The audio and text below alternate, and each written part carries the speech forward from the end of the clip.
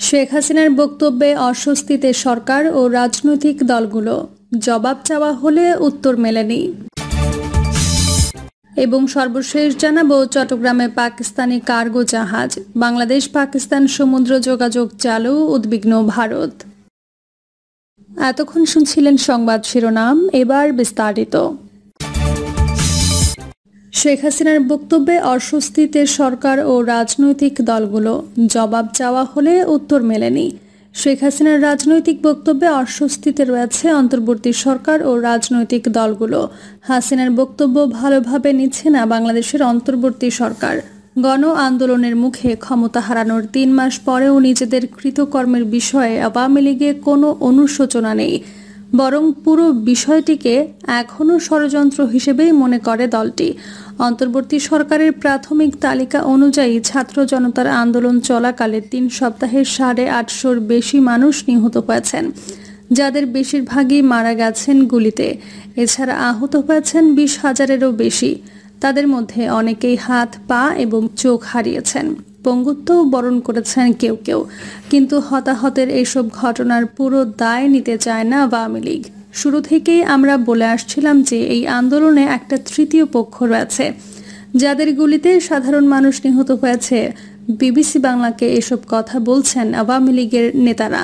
মিডিয়ায় শেখ হাসিনার বক্তব্য প্রসঙ্গে পররাষ্ট্র মন্ত্রণালয়ের মুখপাত্র তৌফিক হাসান বলেছেন, পররাষ্ট্র মন্ত্রণালয় একাধিকবার বাংলাদেশের নিযুক্ত ভারতীয় হাই কমিশনার এবং ভারত সরকারকে এটি জানিয়েছে।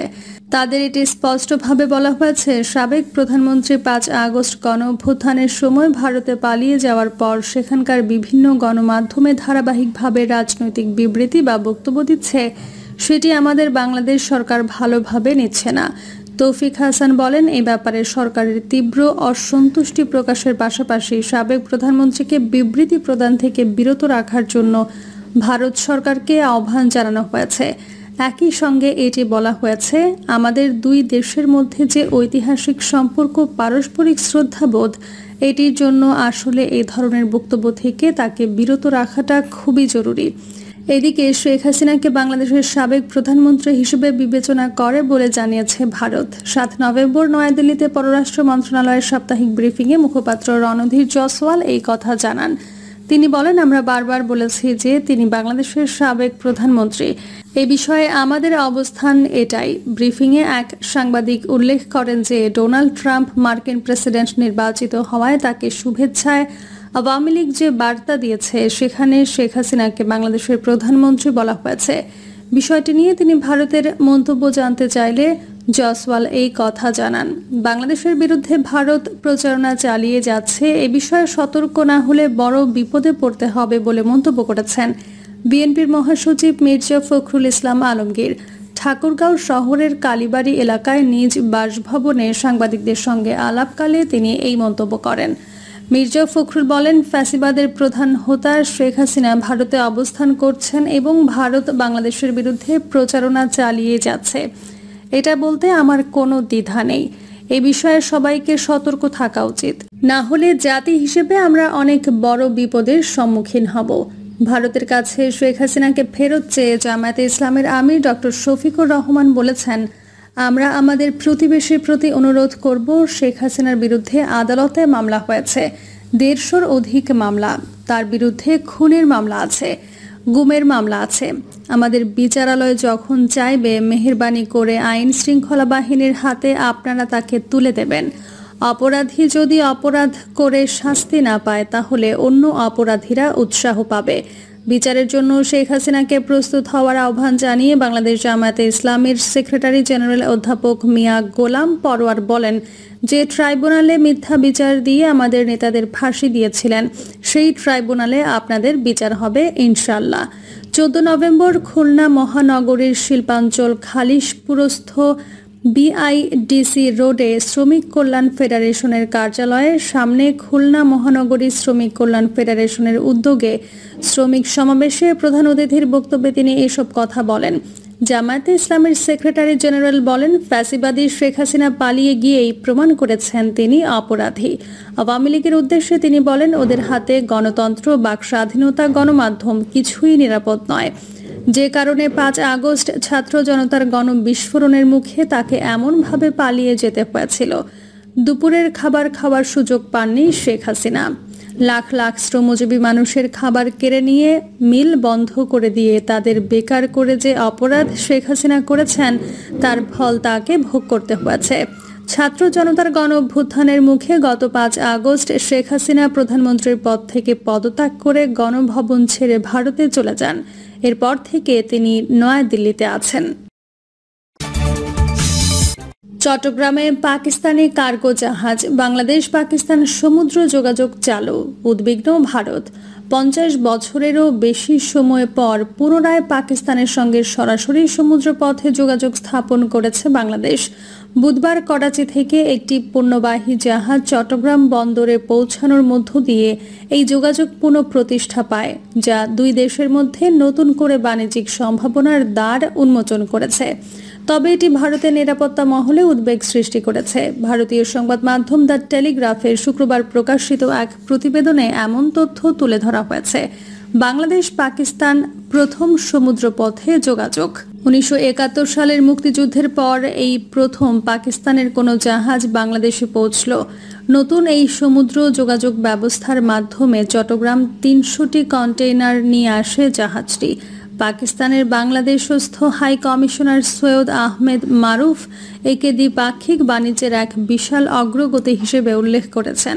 তিনি বলেন, এই নতুন রুট সরবরাহ চেইনকে আরও সহজ করবে, পণ্য পরিবহনের সময় কমাবে এবং উভয় দেশের জন্য নতুন বাণিজ্য ব্যবসা সুযোগ সৃষ্টি করবে। ভারতের নিরাপত্তার শঙ্কা। বাংলাদেশের দক্ষিণ পূর্ব উপকূল ভারতের উত্তর পূর্বাঞ্চলের খুব কাছাকাছি হওয়ায় সরাসরি সমুদ্রপথ পাকিস্তানের উপস্থিতি ভারতের জন্য নিরাপত্তার প্রশ্ন উত্থাপন করেছে। এই বিষয়ে একজন নিরাপত্তা বিশেষজ্ঞ জানান, বাংলাদেশের দুটি প্রধান সমুদ্র বন্দর চট্টগ্রাম এবং মোংলা বন্দর দীর্ঘ 5 দশক ধরে পাকিস্তানের জন্য নিষিদ্ধ ছিল। এতদিন এই দুই দেশের মধ্যে বাণিজ্য কার্যক্রম সিঙ্গাপুর বা কলম্বোতে স্থানান্তরের মাধ্যমে পরিচালিত হতো। বর্তমানে সরাসরি সমুদ্রপথে পাকিস্তানি জাহাজ চট্টগ্রাম বন্দরে আসার অনুমতি দেওয়া হয়েছে। ভারতীয় এই বিশেষজ্ঞের মতে এই পরিবর্তন শুধু বাণিজ্যের জন্য নয়, বরং এই রুট ব্যবহার করে চোরাচালানের আশঙ্কাও উড়িয়ে দেওয়া যায় না।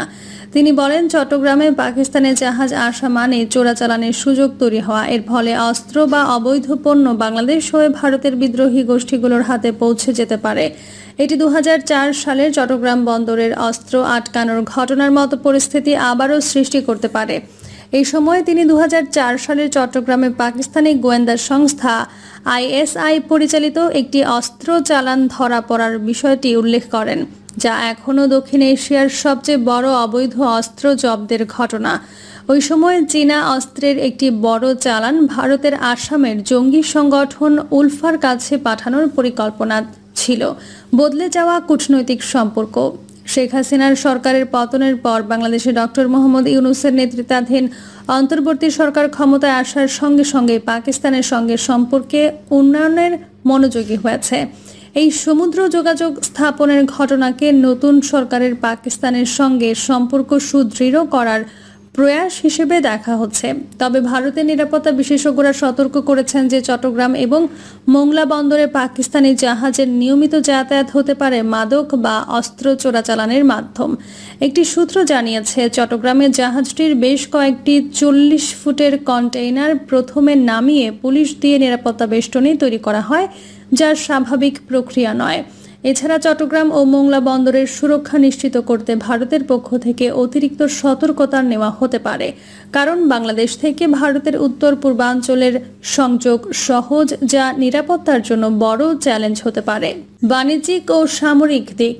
নতুন এই সমুদ্র পথ খুলে দিলে পাকিস্তান থেকে তুলা ও অন্যান্য পণ্য বাংলাদেশে আসবে, আর বাংলাদেশ থেকে পাটজাত পণ্য রপ্তানি হবে। তবে ভারত বাংলাদেশ বাণিজ্য সম্পর্ক এতই গভীর যে পাকিস্তানের সঙ্গে এই সম্পর্ক সেই জায়গা দখল করতে পারবে না বলেও মনে করেন বিশ্লেষকরা। বাংলাদেশ নৌবাহিনী 2025 সালে পাকিস্তানে অনুষ্ঠিতব্য আমান নামে আন্তর্জাতিক নৌ মহড়ায় প্রথমবার অংশ নিতে যাচ্ছে। এর অংশ হিসেবে গত মাসে পাকিস্তানে একটি যুদ্ধ জাহাজও পাঠানো হয়েছে। চট্টগ্রাম বন্দরের গুরুত্ব। চট্টগ্রাম বন্দর দক্ষিণ এশিয়ার অন্যতম ব্যস্ততম শহর। এটি মিয়ানমারের সন্নিকটে অবস্থিত এবং বঙ্গোপসাগরের মাধ্যমে ভারতের উত্তর পূর্ব রাজ্যগুলোর প্রবেশদ্বার হিসেবে কাজ করে। এই বন্দরটি কেবল অর্থনৈতিক নয়, কৌশলগত দিক থেকেও গুরুত্বপূর্ণ। তাই চট্টগ্রামে পাকিস্তানি জাহাজের নিয়মিত উপস্থিতি অঞ্চলের ভূ রাজনীতিতে প্রভাব ফেলতে পারে। ভারতের কৌশলগত চ্যালেঞ্জ। এই পরিস্থিতি ভারতের জন্য নতুন নিরাপত্তা চ্যালেঞ্জ তৈরি করছে, বিশেষ করে মিয়ানমারের সঙ্গে ভারতের উত্তেজনা এবং অঞ্চলে মাদক ও অস্ত্র চোরাচালানের সমস্যা। বাংলাদেশ মিয়ানমার সীমান্ত ইতোমধ্যেই ভারতের নিরাপত্তা ব্যবস্থার জন্য উদ্বেগের কারণ। এখন সরাসরি পাকিস্তানের প্রবেশাধিকারের ফলে ভারত বাংলাদেশ সম্পর্কের কৌশলগত দিকগুলো আরও গুরুত্বপূর্ণ হয়ে উঠেছে। ভারতকে এই পরিবর্তিত পরিস্থিতি গভীরভাবে পর্যবেক্ষণ করতে হবে এবং বাংলাদেশে পাকিস্তানের ক্রমবর্ধমান প্রভাব প্রতিহত করার জন্য কৌশল তৈরি করতে হবে বলেও মনে করছেন বিশেষজ্ঞরা। গুরুত্বপূর্ণ পরিপ্রেক্ষিতে ভারত এবং বাংলাদেশ এক সময়কার ঘনিষ্ঠ বন্ধু হলেও সাম্প্রতিক রাজনৈতিক পরিবর্তনের ফলে সম্পর্কের এক নতুন দিক উন্মোচিত হচ্ছে। প্রিয় দর্শক, এই ছিল এখনকার সর্বশেষ সংবাদ। আপডেট সব সংবাদ পেতে চ্যানেলটি সাবস্ক্রাইব করে বেল আইকনটি ক্লিক করে রাখুন।